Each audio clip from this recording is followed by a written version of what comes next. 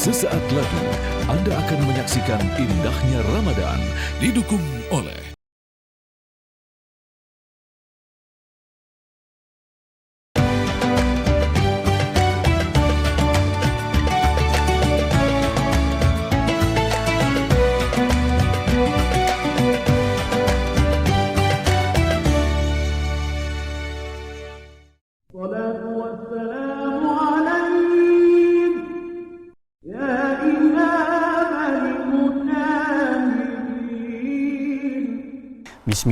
Bismillahirrahmanirrahim. Wal 'adiyati dhabha fal muriyati qadha fal mughirati subha fa atarna bihi naqa fa wasatna bihi jam'a innal insana li rabbih lakanud wa innahu 'ala dzalika lasyahid. Assalamualaikum. Masyaallah.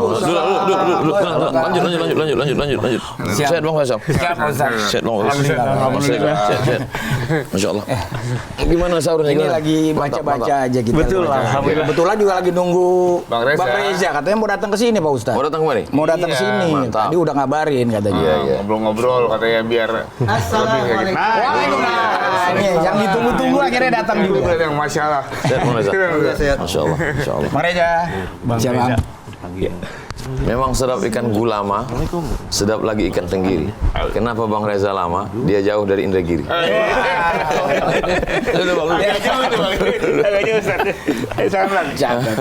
Sayangnya saya tak siap membalas pantun itu. Sehat Bang Reza. Sebetulnya sehat secara fisik. Secara batin mana mungkin sehat. Negara morat marit tak baik pula kalau saya sehat. Waduh. Itu jawaban Bang Reza tadi menikam karena saya tadi bilang saya sehat. Tapi ada tapinya. Iya. Paling tidak sehat lahiriah. Amin. Perasaan. Kalaupun batiniah tak sehat, tak mungkin pula kita tampakkan. Betul.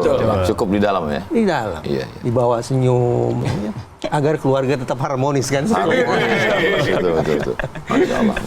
Jadi antara negara yang morat marit itu lebih berat mana Bang Reza? Antara negara morat marit apa negara domestik yang morat marit tuh?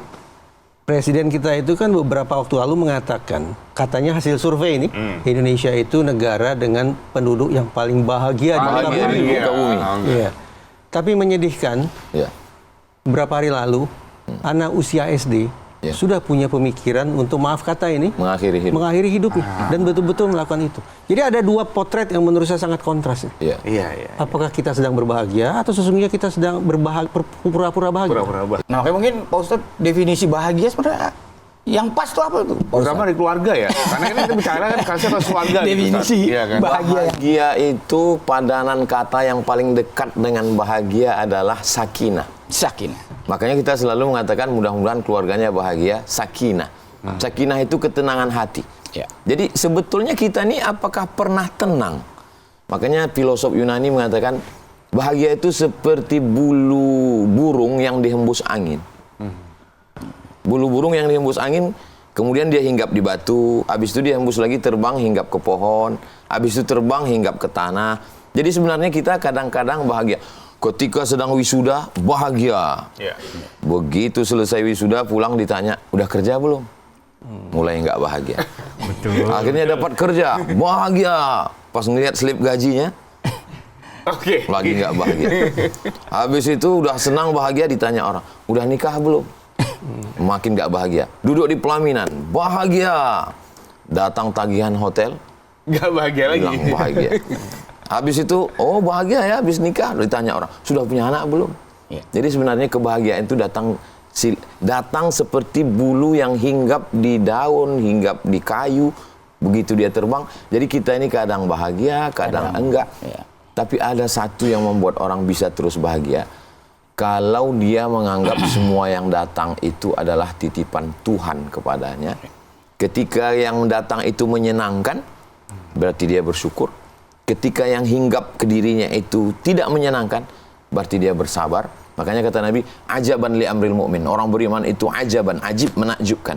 In asobathu sarra, kalau dia yang datang itu ketenangan, dia syakar, dia bersyukur. Karena khairal lahu, baik baginya. In asobathu dharra, tapi kalau yang datang itu kesulitan, kepayahan, dia bersabar, itu pun juga baik bagi dia. Jadi bagaimana sikap kita terhadap apa yang datang kepada diri kita. Dengan berislam, dengan berpuasa, bukan berarti hidup kita lancar-lancar, mudah-mudah, enggak. Tapi Islam tidak merubah apa yang datang ke kita, tapi merubah cara pandang kita menyikapi apa yang akan kita hadapi. Ya. Tapi gini Ustaz, kadang-kadang kita itu melihatnya bahwa apa yang kita miliki Ya. itu bukan titipan, tapi karena apa yang sudah kita lakukan. Sehingga ketika itu lepas, itu rasanya Kecewanya luar biasa. bahagia itu Semakin hilang. besar rasa memiliki, semakin besar rasa kekecewaan ketika dia pergi. Makanya ayat yang pertama dibaca waktu pagi amalan, lillahi ma fis samawati wa ma fil ard. Segala yang di bumi, segala yang di langit milik Allah. Ketika datang ujian, datang silih berganti, as-sadmatul ula, pukulan yang paling kuat, kematian, inna lillah. Jangankan saudaraku ini, jangankan istri, suami, anak, jangankan harta ini, inna lillah. Aku pun milik Allah. Aku pun tidak memiliki atas diriku sendiri. Semuanya milik Allah. Jadi asas dasar kepemilikan milik Allah Subhanahu wa taala. Kita hanya diberikan pinjaman sejenak untuk dipakai beramal soleh sementara kematian datang. Datangnya nggak bawa apa-apa, pulangnya pun nggak bawa apa-apa. Tapi pertanyaannya panjang karena apa-apa. Dan kita selalu merasa apa-apa ya karena apa-apa itu. Tapi judul pertemuan kita bukan apa-apa.